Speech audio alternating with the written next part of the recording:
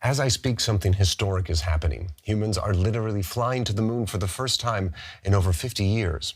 After spending a day orbiting the Earth, NASA's Artemis II mission fired up its engine and set course for our nearest celestial neighbor. These are images from the craft now passing the point of no return.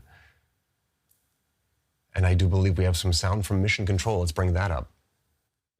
Integrity. Houston has completed the poll for TLI. When the engine ignites, you embark on humanity's lunar homecoming arc and set the course to return Integrity and her crew safely home.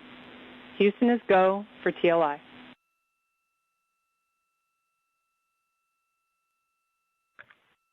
Integrity copies, and your Integrity crew is go for TLI. With this burn to the moon, we do not leave Earth, we choose it. And we're joined once again by NASA expert and our own starman Keith Cowing in Washington. So let's cut right to the chase. The crew of Artemis II executed a translunar injection. What exactly does that mean? Well, okay, I've been on before, and I think I've made note that I'm 70 and I remember Apollo. One of the things you learn about going to the moon is what TLI means. So as a little kid, I'd hear TLI, TLI. Translunar injection is the point at which you push a button, so to speak, and a rocket engine fires that takes your spacecraft out of Earth orbit and sends you to the moon. The way this mission is working is they're doing what's called a free return, that once you fire the engines, no matter what happens, you're going to go around the moon and come back to Earth. So as they say in the movies, Isaac Newton is in the driver's seat. But the neat thing about this orbit, if you look at how they did this on a diagram, not only by firing this engine at this point do you get to go to the moon and go around the moon and come back, but it's so precise that they even have the braking built into the trajectory. So it just comes right back to Earth and the parachute's open. So that's kind of what rocket science is all about, where you can push the button once and all kinds of good stuff happen. And apparently it happened absolutely perfect. So okay, that kind of begs the question, is the crew doing this by hand? Is this calculated in advance? Like, how can I imagine this process actually playing out? It's done automatically. They can do it manually if they have to, and they did adjust it a little bit as they figure out exactly where the spacecraft was and where they got to the point that they could approve it. So it changed by a few seconds, but that was done in real time. But again, even during Apollo, this was done by computers. They may have been very big, and the crew had the option to flick switches, but it's kind of an automated thing, and that's good that it is, because otherwise it's like Apollo 13 where they're, trying to find the way back to Earth, and you really don't want to do that. All right, and unlike Apollo 13, this mission seems to be going completely according to plan, right? So far, other than little things like, the radio didn't work for a while and the toilet didn't work and now it works. And one alarm went off because they switched the fan and the air was funny for 13 seconds or something. So nits, as we would say, very small things. But that's kind of the point of this mission. It's kind of to kick the tires a little bit of the craft and make sure it's in order for future missions, correct? Yeah, exactly. And they may be pushing buttons and doing things that you normally would never do in the spacecraft, just to see that the spacecraft would do them if they had to do that. And they may play a few games with how they maybe point it one way or try turning something up or down a little bit more than they normally would, again, to see if there's safety margins in there, if other things kick in. So it's like you said, kicking the tires, making sure everything works, and how the backup systems might work if something else doesn't work on purpose. So, you want to do this so that when you do go to the moon to land, you know that your ride is going to do exactly what it's supposed to do. Now, you did mention some of the malfunctions that they've supposedly been experiencing. Now, we have heard a lot about the heating system, it being a little bit colder than normal, and also the toilet not working. Are those some of the malfunctions you would expect in this early stage of the mission? Yeah, I worked at Rockwell International back in the 1980s when the space shuttles were being built, okay? And I remember the third flight, I'm sitting at my desk, and I heard the traffic coming down that didn't make it out yet to the public, and the toilet didn't work. And, it's just one of those things that it may sound simple, but is probably one of the more perplexing things to get just right. And the backup system isn't exactly glamorous. So, if that's the worst that's going to happen, then, hooray. Yeah, well, I mean, but it's actually kind of an interesting point you mentioned. The fact that they even have a toilet kind of puts them or gives them a leg up over Apollo astronauts, doesn't it? Yeah, and having been on expeditions myself, where there are a few things that you want to have at the end of the day on a difficult expedition: good food and a bathroom that works. And the shuttle has had several bathrooms. They have had one there.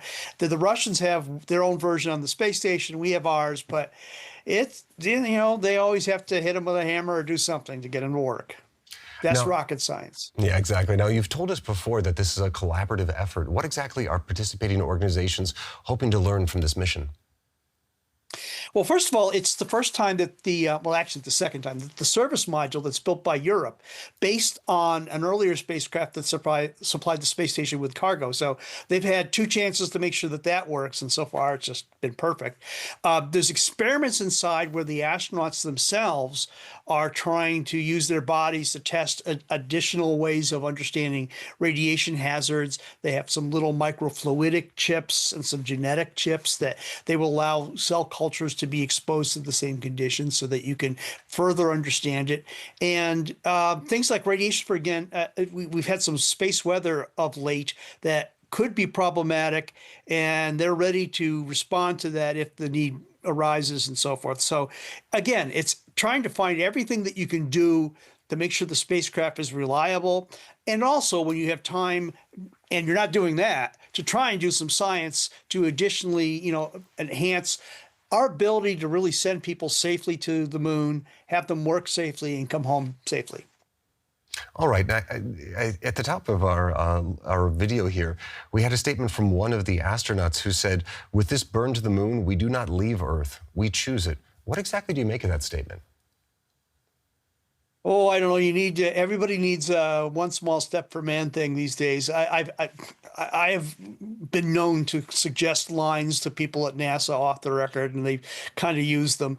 As a matter of fact, I quoted the phrase Artemis generation in a phone call with a former NASA administrator when I kept saying, "I'm Apollo generation." And he said, "Well, what about Artemis generation?" And he said, "That's a good one."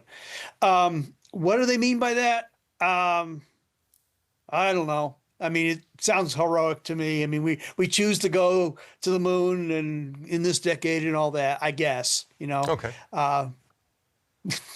Now, it's hoped that this mission will lead to a crewed landing in 2028. In your estimation, do you think we're on track to make that goal? Before I would have said no, before the current administrator had come in, because the program had just sort of gone over budget many times. It was behind schedule on many things. The landing plan, which was going to use a SpaceX vehicle, had run into problems, so they threw in another one.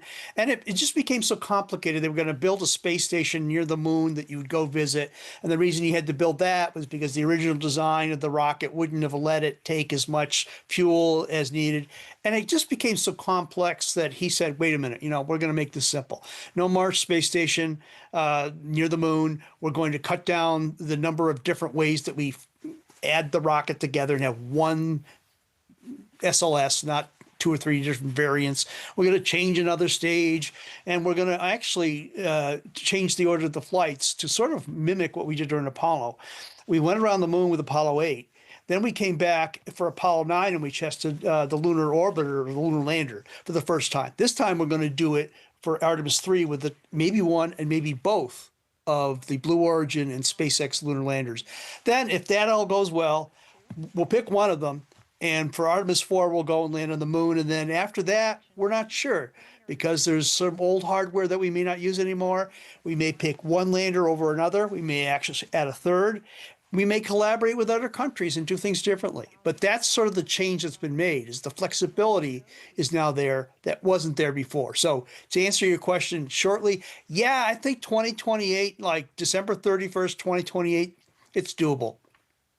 All right. That's Keith Cowing from NASAWatch.com. Thank you very much for talking to us. My pleasure. As always, you can let us know your thoughts and comments in the comment section below. And if you like this video, please hit the like button. And if you haven't already, don't forget to subscribe.